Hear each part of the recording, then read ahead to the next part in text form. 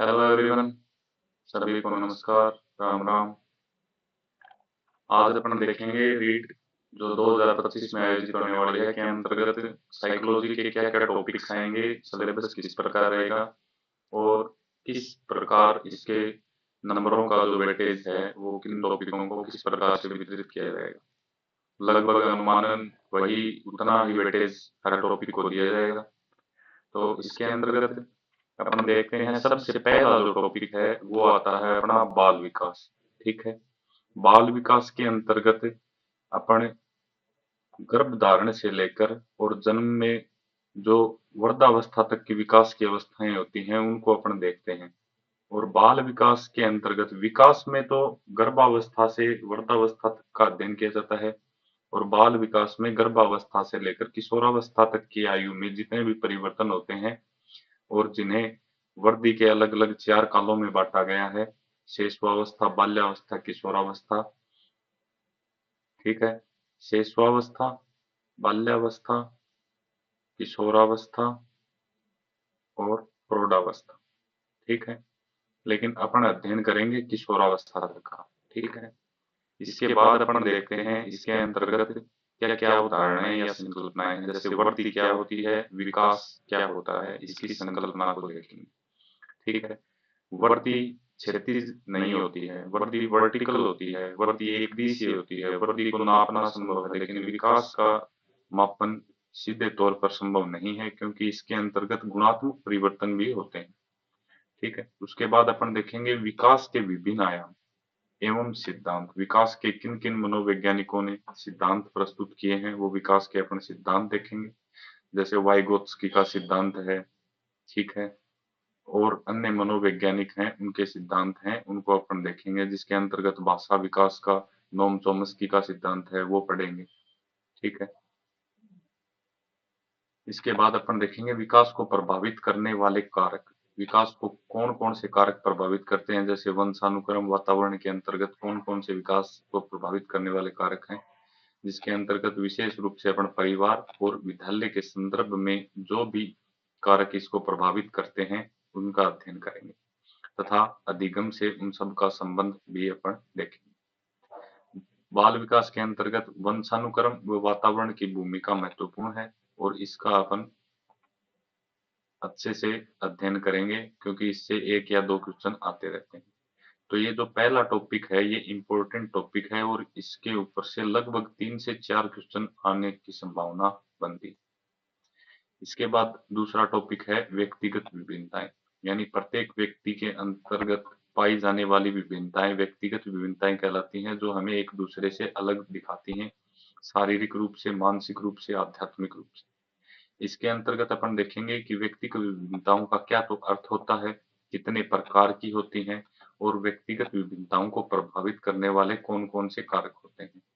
ठीक है, उसके बाद अपन देखेंगे व्यक्तित्व यानी पर्सनैलिटी।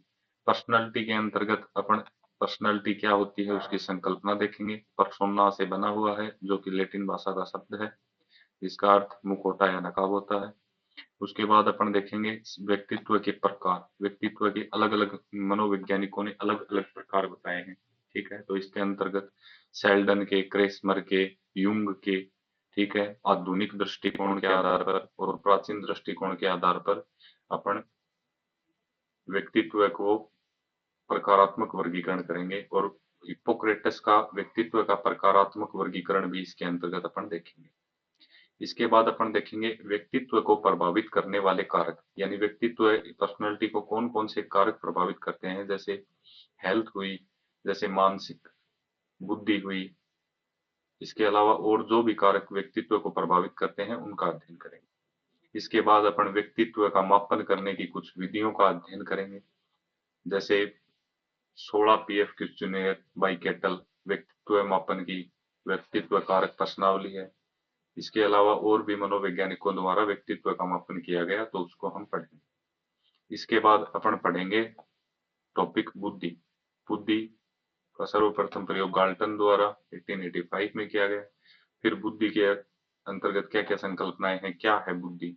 ठीक है, बुद्धि के कौन से सिद्धांत हैं, जैसे एक कारक सिद्धांत, द्विकारक सिद्धांत, त्रिकारक सिद्धांत।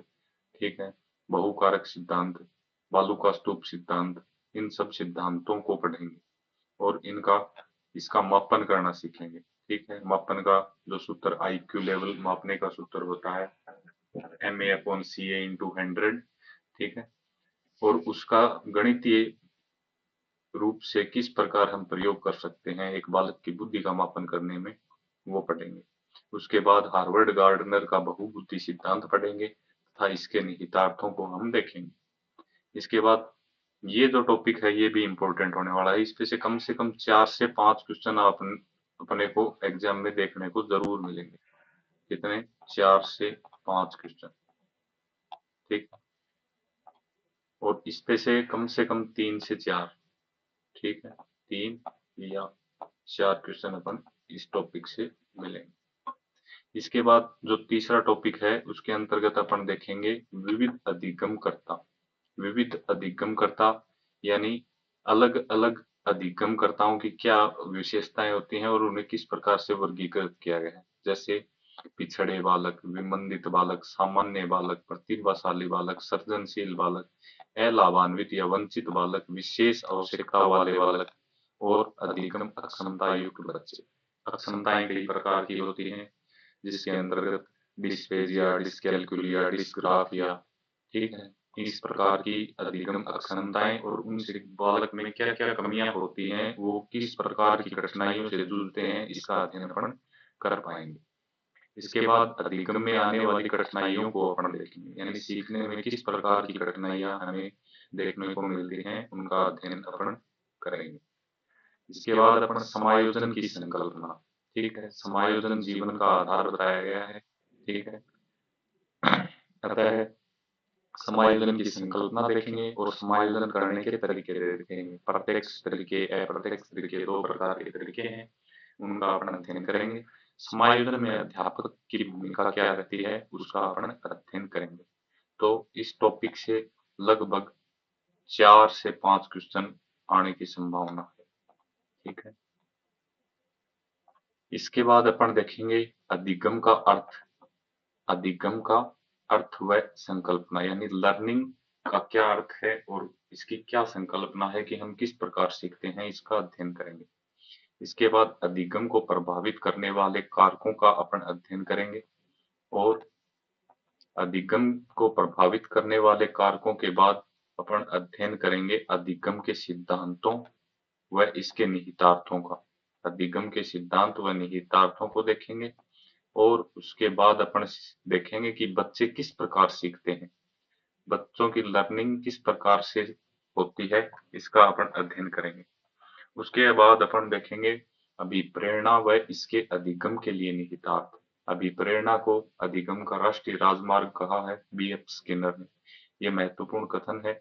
इसके अलावा अभिप्रेरणा के अन्य भी कुछ कथन हैं जिन्हें हम आगे देखेंगे। और अधिगम में अभिप्रेरणा किस प्रकार अधिगम को प्रभावित करती है, किस प्रकार उसे अधिक स्तर पर बढ़ा देती है, इसका अध्ययन भी अपन इसके अंतर्गत करेंगे। इसके बाद अपन देखेंगे कि शिक्षण अधिगम की प्रक्रियाएं, यानी शिक्षण कराते समय अधिगम के अंतर्गत क्या क्या प्रक्रियाएं होती हैं उनका अपन अध्ययन करेंगे। इसके बाद अपन राष्ट्रीय पाठ्यचर्या रूपरेखा 2005 यानी NCF 2005 का अध्ययन करेंगे। NCF 2005 एक विस्तृत अध्याय है जिसपे से 1 या 2 क्वेश्चन अपने को हर बार देखने को मिलते हैं। इसके संदर्भ में शिक्षण अधिगम की व्यूह रचना एवं विधियां अपन पढ़ेंगे। इसके बाद अपन छोटे छोटे टॉपिक जैसे आकलन, आकलन क्या होता है, मापन, मापन क्या होता है, मूल्यांकन, मूल्यांकन का अर्थ एवं उद्देश्य। ठीक है, इसके बाद अपन देखेंगे सतत एवं समग्र मूल्यांकन। उसके बाद देखेंगे अपन उपलब्धि परीक्षण का निर्माण और सीखने के प्रतिफल। ठीक, इसके बाद अपन देखेंगे क्रियात्मक अनुसंधान, यानी शिक्षा के क्षेत्र में कुछ नए परिवर्तन कर कुछ पुरानी चीजों को या कमियों को दूर किया जाना क्या कहलाता है, क्रियात्मक अनुसंधान कहलाता है। क्रियात्मक अनुसंधान शिक्षा के क्षेत्र में, समाज के क्षेत्र में किया जा सकता है। क्रियात्मक अनुसंधान की जो समीक्षा है वो सबसे पहले किसने की, कब की और कौन से देश में की गई। क्रियात्मक अनुसंधान कहाँ से शुरू हुआ, स्टीफन एम कोरी उनका नाम था, तो वो अपन देखेंगे और इसके बारे में पूरा अध्ययन करेंगे। इसके बाद अपन सबसे महत्वपूर्ण टॉपिक शिक्षा का अधिकार अधिनियम 2009 में अध्यापकों की भूमिका एवं उत्तरदायित्व देखेंगे। इसके अंतर्गत अपने को अधिनियम के अंतर्गत कितने नियम है, कितनी धाराएं हैं, उनका उल्लेख किया गया है। तो वो अपने को एग्जाम के पॉइंट ऑफ व्यू से याद रखनी पड़ेंगे, जो कि अपन शॉर्टकट में लिखे भी। ठीक है। इसके बाद अपन देखेंगे राष्ट्रीय शिक्षा नीति 2020 यानी एनईपी, नेशनल एजुकेशन पॉलिसी 2020, जो कि 1986 के बाद नई अभी 2020 में ही आई है। इसलिए इसके नियम और जो धाराएं हैं वो बहुत इंपॉर्टेंट हैं, जिन्हें अभी लागू किया जाना बहुत आवश्यक है। ठीक है। तो इसके अंतर्गत अपन देखेंगे प्रारंभिक बाल्यावस्था देखभाल व शिक्षा। ठीक है। अर्ली चाइल्डहुड में किस प्रकार बालकों की मतलब किस प्रकार से उन्हें पढ़ाना चाहिए व किस प्रकार से उनकी बाल्यावस्था की देखभाल करनी चाहिए, ये टॉपिक है। इसके बाद इसी में देखेंगे अपन बुनियादी साक्षरता एवं संख्या ज्ञान किस प्रकार प्रदान किया जाना चाहिए। इसके बाद देखेंगे स्कूलों में पाठ्यक्रम एवं शिक्षण शास्त्र किस प्रकार का होना चाहिए। इसके बाद अपन शिक्षक के उत्तरदायित्व व उसके कार्यों को देखेंगे। इसके अंतर्गत समतामूलक एवं समावेशी शिक्षा को अपन देखेंगे।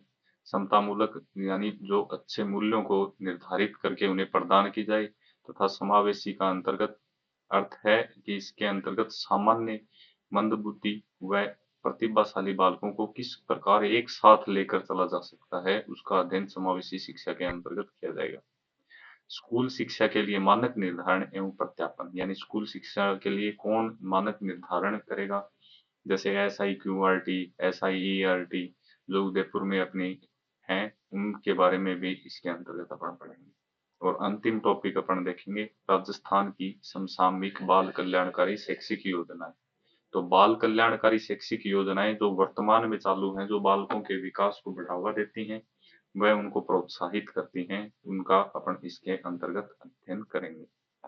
अभी जो 4 नंबर टॉपिक है अधिगम का अर्थ एवं संकल्पना, ये लगभग अच्छा टॉपिक है और ये 5 नंबर का टॉपिक इसके अंतर्गत आता है। ठीक है। तो अपन ने ऊपर से देखा है कि लगभग 4, 3, 4, 4, 5, 4, 5 और 5 लगभग 20 नंबर के तो ये टॉपिक हो गए हैं। और इसके बाद जो शिक्षण अधिगम की प्रक्रियाएं वाला टॉपिक है, लगभग 5 नंबर का टॉपिक ये होने वाला है, 5 नंबर का।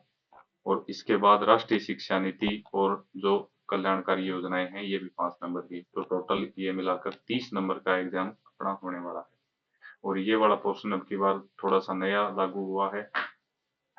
NEP 2020 पिछली बार भी थी लेकिन मेंस एग्जाम में पूछी गई, और ये टॉपिक भी जो हैं ये मेंस एग्जाम के अंतर्गत थोड़े बहुत शामिल किए गए थे और पूछे भी गए थे।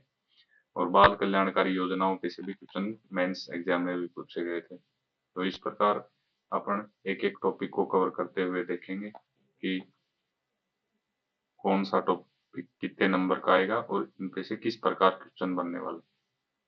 धन्यवाद।